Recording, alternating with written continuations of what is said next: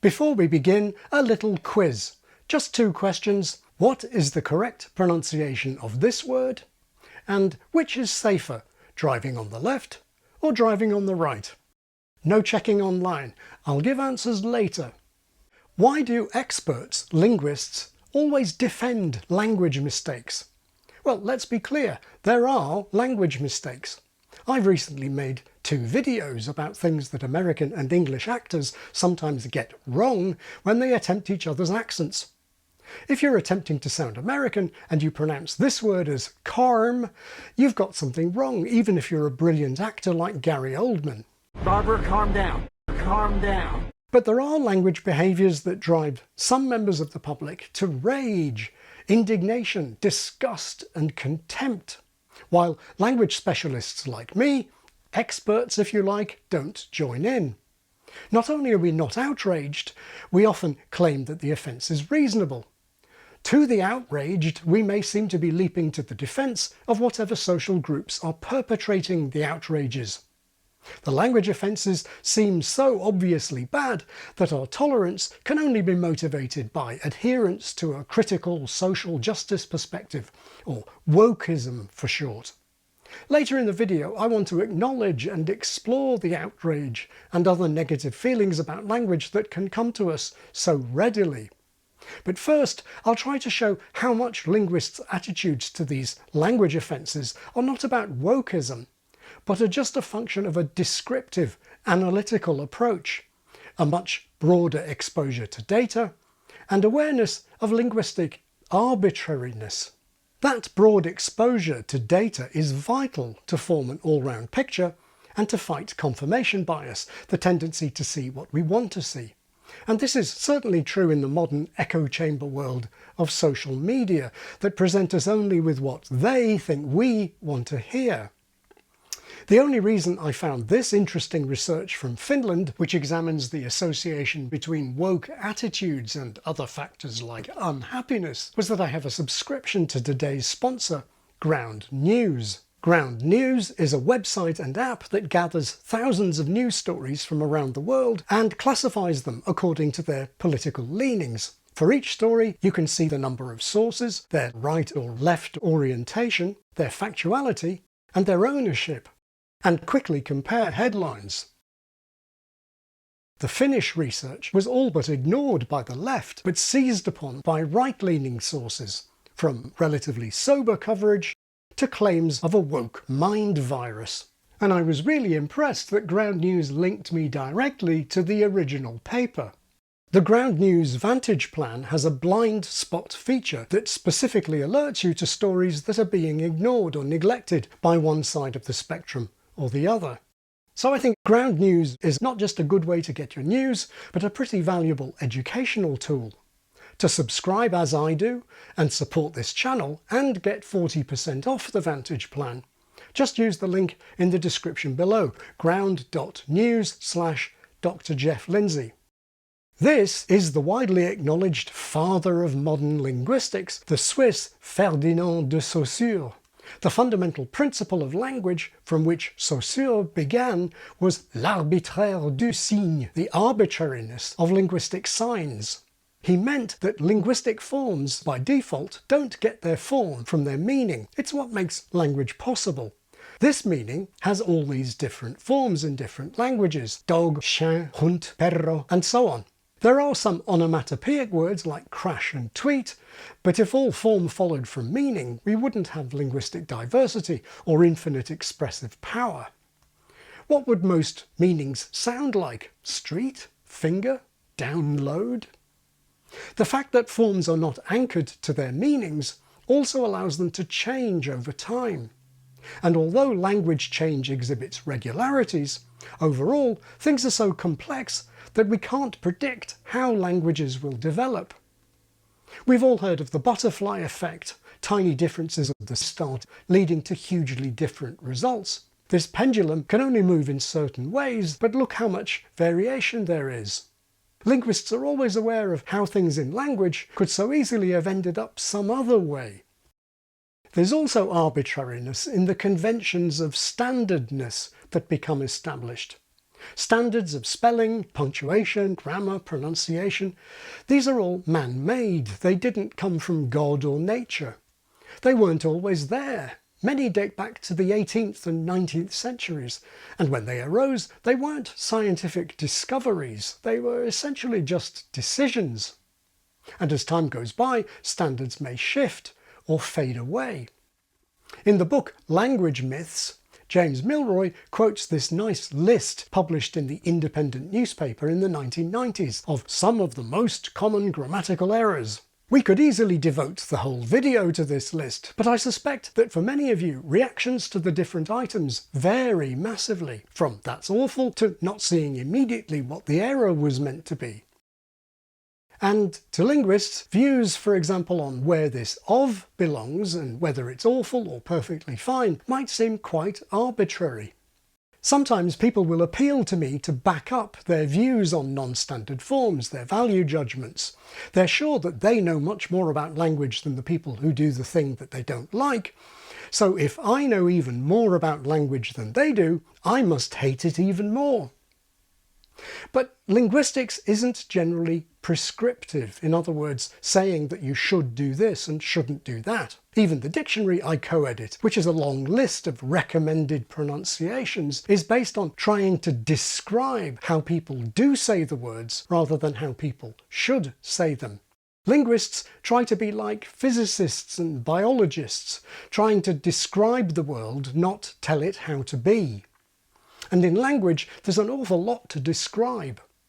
In infancy and early childhood, we miraculously acquire, without being explicitly taught, not just lots of words, but a vast network of regularities and complex skills, just as we acquire the incredibly complex abilities to stand, walk, run, pick things up and put them down. Countless things that nobody taught us to do, and which we don't even remember learning.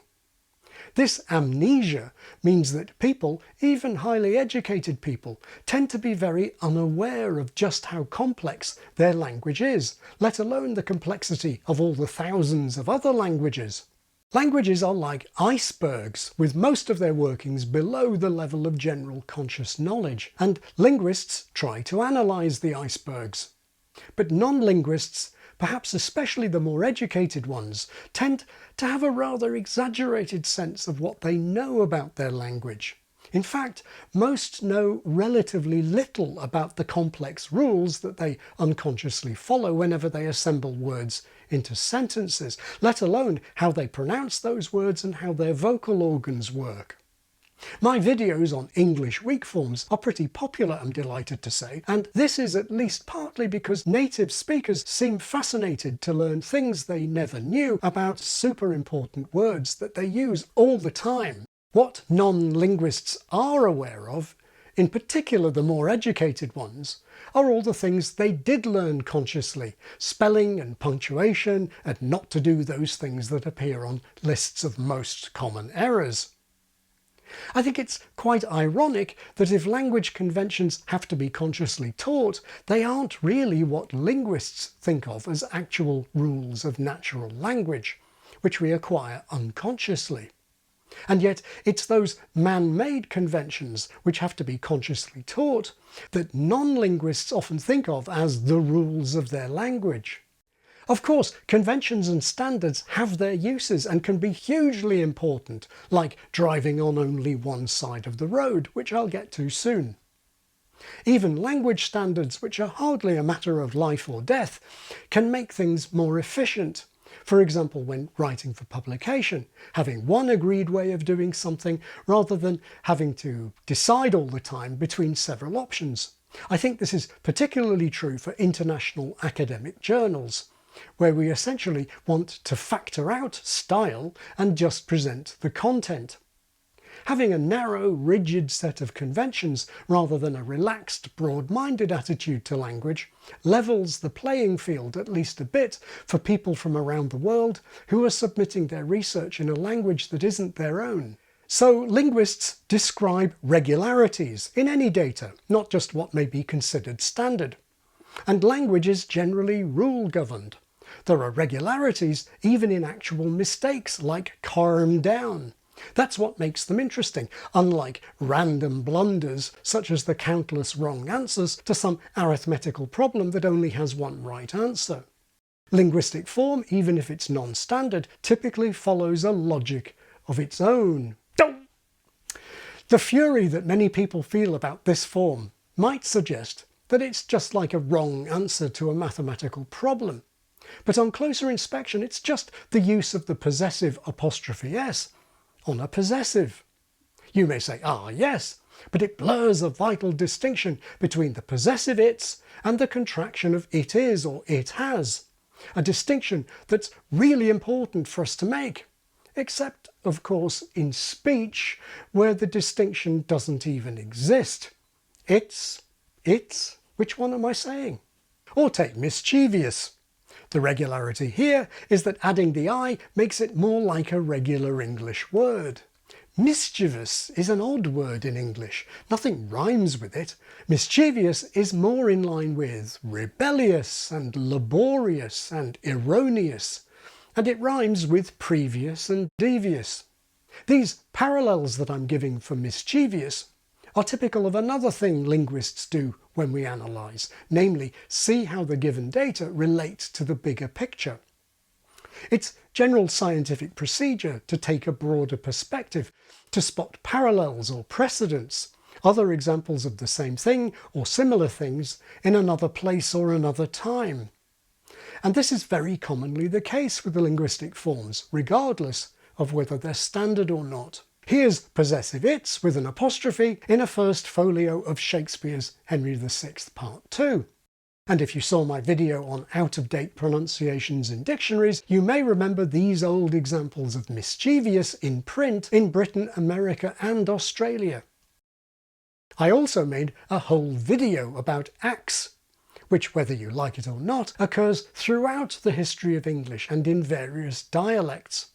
And talking of the history of words brings me back to the little quiz at the start of the video. What is the correct pronunciation of this word? And which is safer, driving on the left or driving on the right? The correct pronunciation of this word is covert. Covert is historically related to the word cover, and so just as we have spelled and spelt, dreamed and dreamt, we have covered and covert. Overt has a different history, being related to French ouvert, meaning open. Moving on to question 2, research has shown that driving on the left is safer. This is because most people are right-handed, and it means that for most drivers, being on the left side of the road in a right-hand drive car, the dominant eye is closer to the centre of the road and better able to see oncoming traffic. But on second thoughts, of course covered isn't the pronunciation of this adjective. Not anymore. Covered is still used for the noun meaning a hiding place in the undergrowth. But the pronunciation of the adjective, the one that I would teach, is now covert or covert. The stress is shiftable.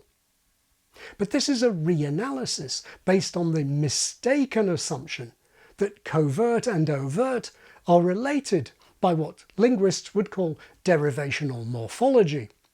And as I explained a moment ago, this isn't true.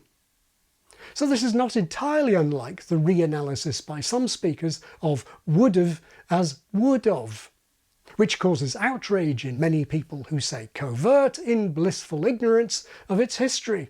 And what about driving? I really have no idea whether driving on the left or driving on the right is safer. My quick internet search told me about some old and/or tentative claims or suggestions about right-handedness favouring driving on the left, but as far as I'm aware, there haven't been any serious large-scale studies, not that we would switch sides even if there were. The reason I put this in the video, aside from it being an example of a vital standard, is to let you check your emotional reaction. When I saw the online material in favour of driving on the left, as we do here in the UK, I couldn't help feeling a little bit pleased, and not because it made me feel much safer as a driver, but because it was a win for the team I happened to be on. How did you react to my answer?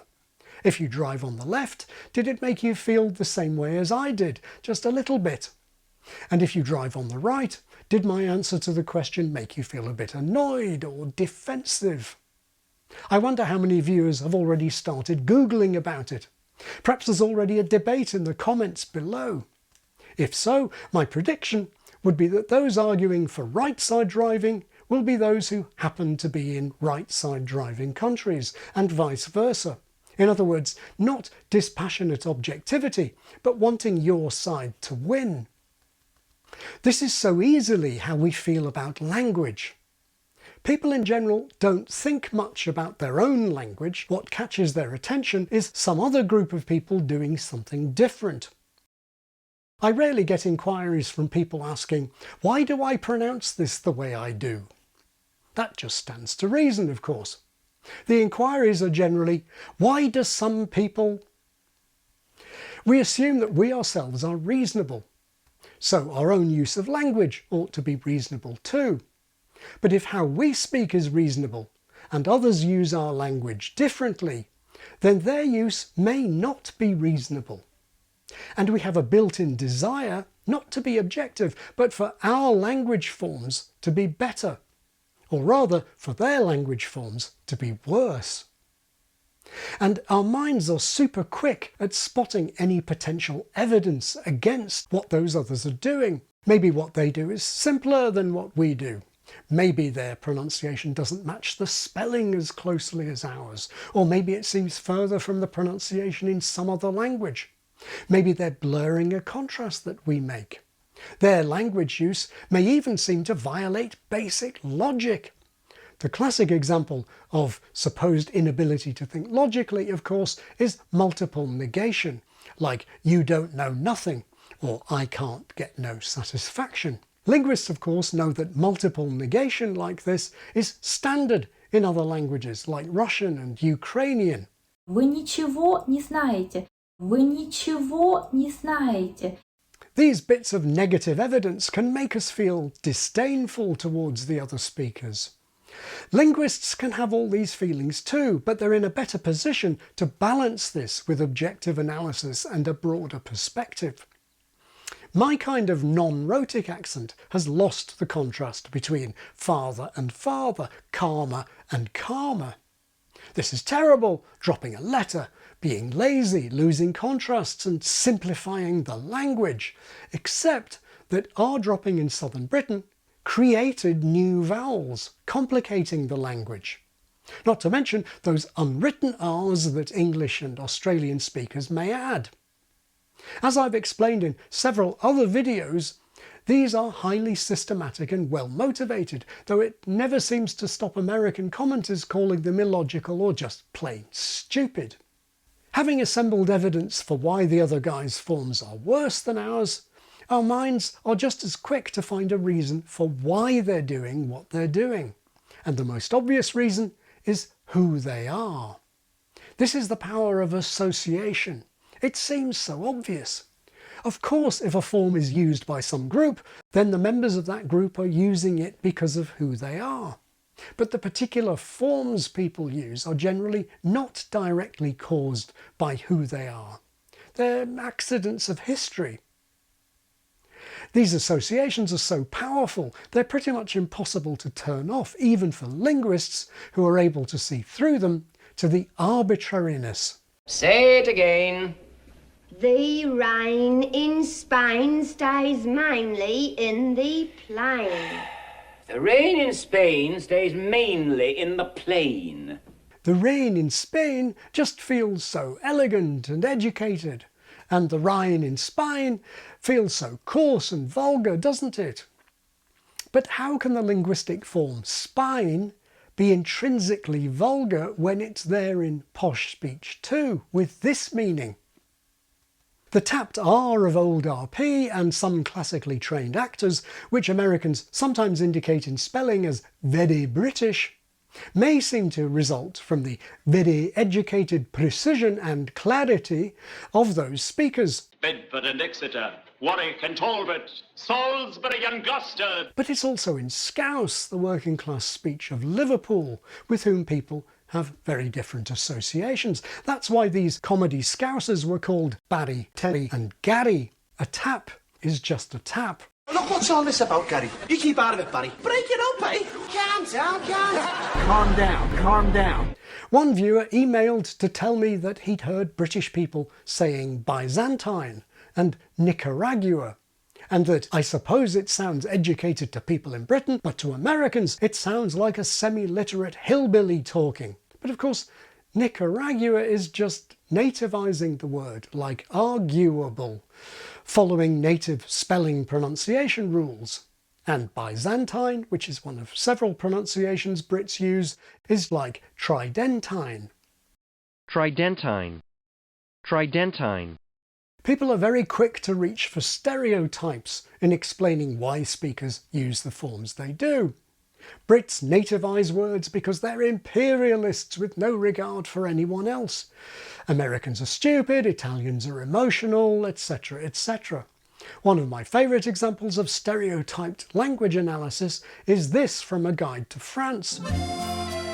The language they speak varies from north to south, being lazier in the south, with words like 12, 12 being pronounced douze rather than the Parisian douze. Those aberrations aside, of course, this lazy aberration goes to the trouble of pronouncing the historic final vowel that those hard-working and conscientious northerners dropped long ago.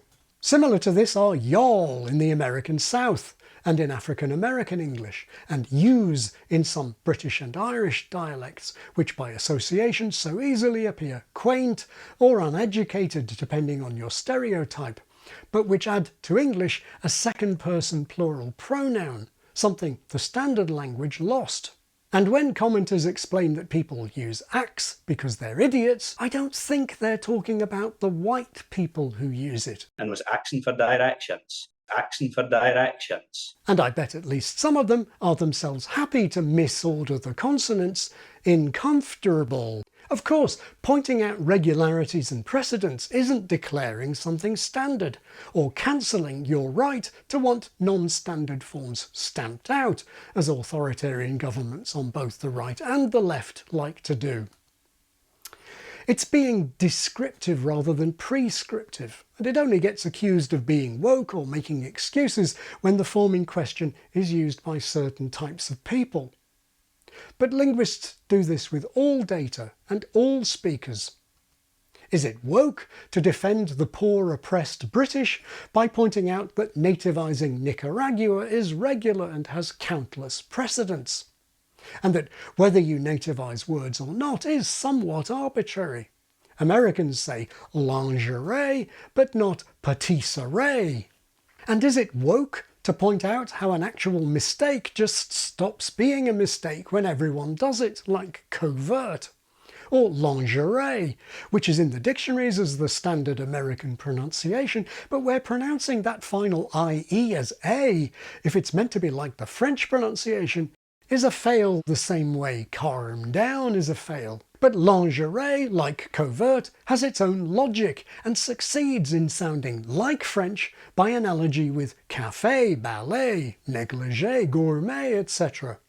In saying that, I'm not trying to make a woke excuse for the entire American population, nor, as it now seems to my surprise, for the British population, no matter what the out-of-date dictionaries tell you. 54. Lingerie. Lingerie. In these modern times, bathing suits also have become a bare necessity in any display of lingerie. Lingerie. Note that it's very common to pronounce this as lingerie. Lingerie. Lingerie. Lingerie. Lingerie. Lingerie. Lingerie. Lingerie. Lingerie. Lingerie. Lingerie. Lingerie. Lingerie. Lingerie. Lingerie. Lingerie. By the end of making this video, I will have drummed into my dyslexic brain how to actually spell lingerie.